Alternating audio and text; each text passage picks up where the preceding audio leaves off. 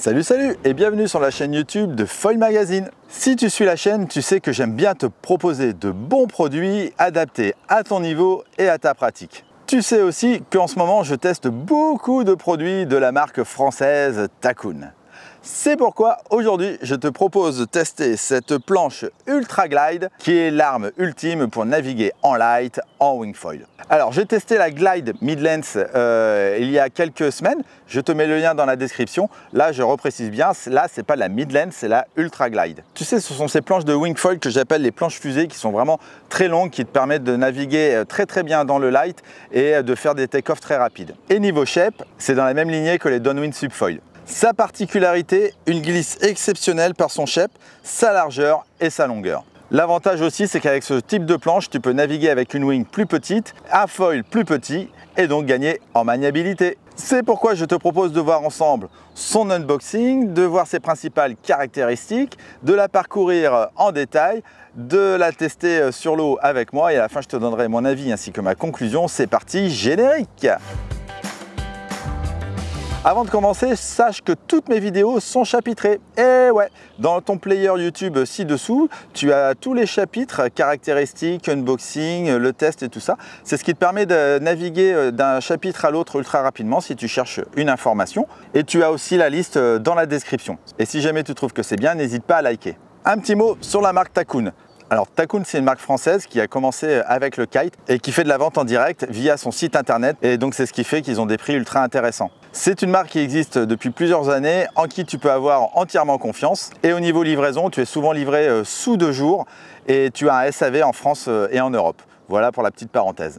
Maintenant, unboxing. Quand tu reçois toutes les planches Takoun, tu les reçois dans un grand carton avec la planche ultra bien emballée à l'intérieur. Elle est recouverte d'un carton en nid d'abeille ultra efficace, et ce qui fait que ta planche n'aura aucun pet, et surtout c'est du carton, c'est pas du plastique, et ça c'est bien pour la planète. Autre avantage, c'est que ce carton en nid d'abeille, tu peux le garder et le réutiliser. En plus ça prend pas beaucoup de place une fois qu'il est serré. Tu peux le réutiliser dans ton board bag quand tu pars en voyage, et ça c'est vachement bien. En plus c'est recyclable. Alors la planche est livrée sans housse, mais tu peux en acheter sur le site Takoun à partir de 110 € je crois pour ce genre de planche en fonction de la taille. Voilà pour l'unboxing. Et tiens toi, d'ailleurs ton écran pendant que j'ai toute ton attention.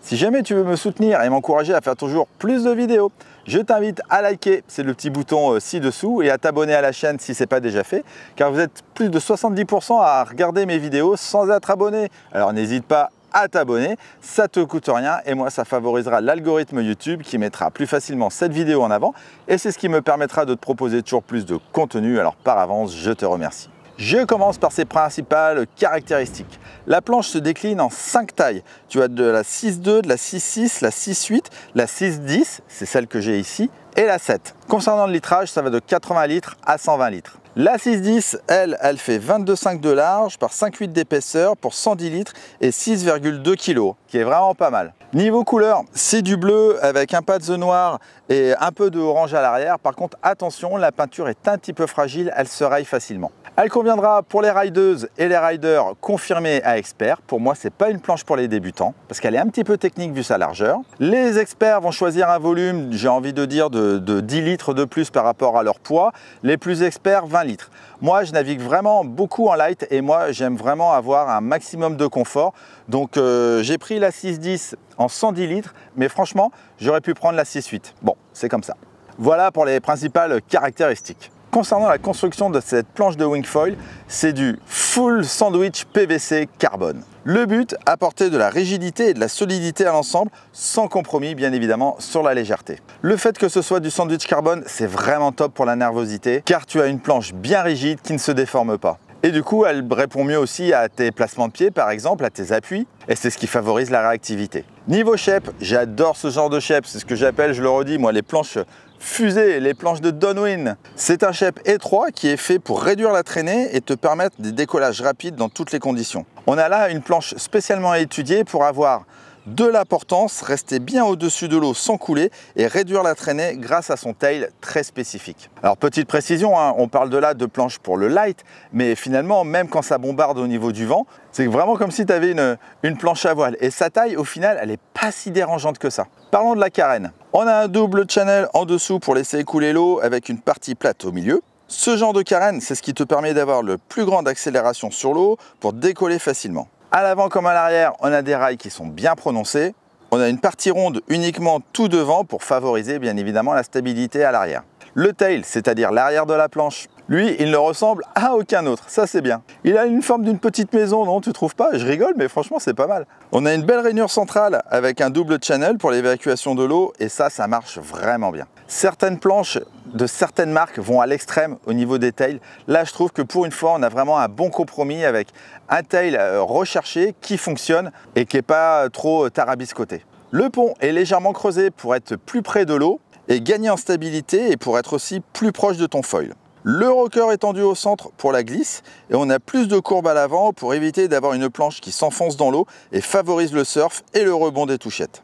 La forme générale de la planche fait que ta planche prend très vite de la vitesse, ça tu l'as compris dès le début. Le but, faire un take-off rapide, décoller tôt et vite voler. Maintenant, regardons cette planche de Wingfoil Ultra Glide de Takoon plus en détail. Sur le dessus et à l'avant, on a notre logo Takoon avec le nom de la planche et sa taille.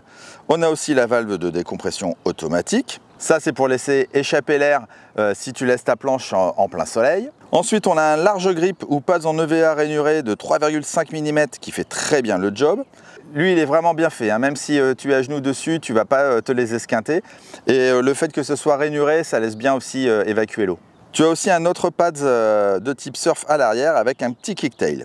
Tu as des inserts de strap renforcés à l'avant et à l'arrière, et pas qu'un peu, et si avec ça tu ne trouves pas ta position idéale, là je suis désolé mais je peux rien faire pour toi. L'avantage c'est qu'à l'avant tu peux aussi mettre un strap unique et pas forcément qu'un strap en V. Ça te sera surtout utile en downwind par exemple. Par contre attention, les straps ils ne sont pas vendus avec, et non. Tu les trouveras sur le site à partir de 49 €, mais tu as aussi des réglables pour 60 €. Et enfin, tout au bout, on a notre plug de leash. En dessous, on a toujours notre logo à l'avant, ainsi que son petit nom et le double concave.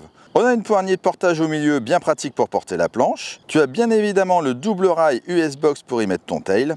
Alors c'est un boîtier carbone pré-preg moulé de 39 cm, soit 11 cm de plus que la majorité des boîtiers. Et ça, c'est ce qui te permet d'avoir plus de position de réglage, c'est vachement bien fait. En plus, tu peux facilement mettre ton mât directement. Moi, j'ai le mât carbone, j'ai juste à mettre les T-nuts, à les faire glisser dans les encoches, à le pousser, et hop, ça y est, le mât est déjà mis en place. Le boîtier est en béton, ce qui ajoute du contrôle sous les pieds sans déformation. Et en plus, tu as une petite réglette qui te permet vraiment de bien mémoriser la position de ton foil. Et donc, optimiser son réglage. Maintenant, tu veux savoir ce que j'en pense? Pour rappel, je fais 1,80 m pour 80 kg, c'est facile à se souvenir. Je l'ai testé uniquement sur lac parce qu'en ce moment, on n'a quasiment pas de vent par chez nous, c'est très compliqué et il faut à tout prix que je sorte quand même ces reviews. Donc je l'ai testé en lac avec une session de 7 nœuds jusqu'à vraiment 12 nœuds max. Donc tu vois, c'est vraiment du light.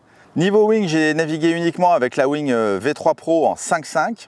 Et niveau foil, j'avais un 1400 en dessous. Alors oui, je te le dis, dès le début, j'ai réussi à naviguer avec tout ce combo, avec un vent de 7-8 nœuds, vraiment à peine. J'ai même envie presque de dire à peine. Bref, c'est pas très compliqué, j'étais le seul à voler. Alors ok, hein, j'ai une bonne technique de light, mais franchement, naviguer dans le light avec ce genre de planche, c'est du pur bonheur. Pour commencer, elle est très agréable à porter quand tu vas sur l'eau grâce à sa poignée qui ne fait pas du tout mal à la main. Ensuite, quand tu marches dans l'eau, attention, la planche est très fine, donc au niveau stabilité, elle roule aussi un petit peu sur l'eau. Donc n'hésite pas à la prendre bien au niveau du mât et écarter bien ta wing, parce que c'est déjà arrivé que vu que la planche elle fait ça avec le foil, j'ai déjà vu en fait un foil tomber directement dans la wing, donc fais bien attention à ça. C'est bête, mais je t'assure que c'est du vécu. Ensuite, quand tu montes sur la planche, c'est pareil, elle n'est pas très stable parce qu'elle n'est pas très large. Donc tu vas avoir du mal à trouver ton équilibre, même à genoux. Donc un petit conseil, au niveau de tes pieds arrière, quand tu es à genoux, mets bien tes pieds à l'extérieur, ça va t'apporter de l'équilibre. Ensuite, une autre petite astuce, quand tu as de la houle, n'hésite pas à te mettre dans le sens de la houle et ne pas avoir les vagues qui viennent sur le côté. Sinon c'est pareil, tu vas être déséquilibré. Donc n'hésite pas à descendre un peu au vent, mais ça c'est uniquement si tu as de la houle. Comme ça vraiment tu seras plus stable si ta planche elle fait gauche-droite. Au moment du take-off, là je t'assure, c'est le jour et la nuit vis-à-vis d'une planche classique. Tu as tout de suite de la glisse, ça n'a rien à voir avec les autres planches. Tu sens immédiatement de la prise de vitesse et de l'accélération. Franchement, c'est vraiment bluffant. Quand j'appelle ça des planches fusées, je t'assure, c'est vraiment le cas. Tu as vraiment l'impression de décoller, d'avoir une vitesse de dingue comme une fusée. Et quel plaisir aussi hein, de vite voler, de faire vite un take-off, de vite prendre de l'accélération, alors que les copains, eux, ils sont encore en train de galérer sur l'eau et qu'ils n'arrivent pas à décoller. Ensuite, en navigation, là, c'est pareil, c'est du pur bonheur. Avec la forme effilée de la planche, j'ai l'impression de faire du windsurf avec une planche de race. Même si je navigue pas vite, avec ce genre de fusée, tu as une vraie sensation de vitesse, même si tu n'as pas de vitesse. C'est vraiment, c'est que visuel, hein, mais je te jure que c'est une vraie sensation que tu ressens. Bon, ensuite, comme tu as normalement une wing plus petite et un foil plus petit, en termes de maniabilité, eh ben, c'est pareil, tu as une planche vachement plus maniable. Alors oui, elle est moins large, donc c'est un peu plus technique, c'est pour ça que je dis que c'est pas une planche pour les débutants, mais par contre, c'est plus léger dans les mains parce que tu as une wing plus petite et tu peux mettre vraiment un foil plus petit. Un gros avantage aussi de ce type de planche, c'est pour tous ceux qui ne savent pas pomper ou qui ne veulent pas ou qui ont des problèmes de bras ou tendinite ou j'en sais rien. Là, franchement, tu as juste besoin de donner un petit peu d'accélération, de partir à plat et d'être au planning. Et dès que tu es au planning, hop, tu donnes un petit coup sur le pied arrière et ton foil il vole tout de suite. Niveau position des pieds, bien évidemment, vu la largeur de la planche, cela te demandera un petit peu plus de finesse. J'avais un petit peu peur au début dans les jibes et autres, mais franchement, tu t'y fais vraiment très vite. Hein. Niveau sensation, avec le foil en carbone en dessous, j'avais un ensemble en béton hyper réactif et avec un maximum de contrôle. Concernant le placement du boîtier dans le foil, là ça va dépendre du foil que tu as, etc. etc.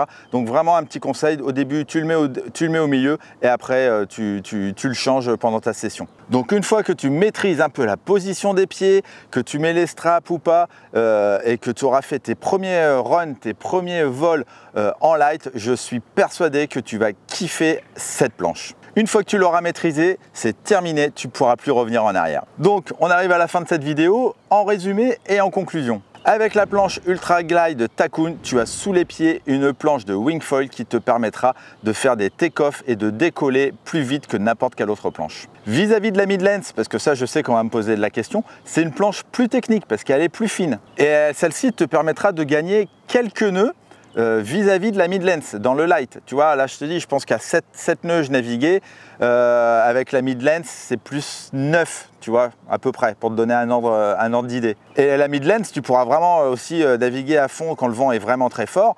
Là c'est pas fait pour, ça fonctionne, mais c'est pas fait pour quand même. Autre avantage de cette planche, c'est que tu peux faire du downwind et tu peux faire aussi du subfoil downwind avec une pagaie. C'est d'ailleurs ce que j'avais fait avec le modèle gonflable. La planche est vraiment solide et grâce à elle, tu vas vraiment passer un gap dans ta navigation en light. Et je le redis, tu ne pourras plus revenir en arrière une fois que tu auras goûté à ce type de planche. Encore merci à Tacoon de m'envoyer tous ces beaux joujoux à tester. Voilà, c'est terminé pour cette vidéo. Merci de l'avoir regardé jusqu'au bout. Si tu as des questions concernant ce produit, n'hésite pas à me les poser dans les commentaires. J'y répondrai avec grand plaisir. Et quant à moi, je te dis à très vite pour de prochaines vidéos du monde du foil sur Foil Magazine et du paddle sur Subpassion. Ciao, ciao!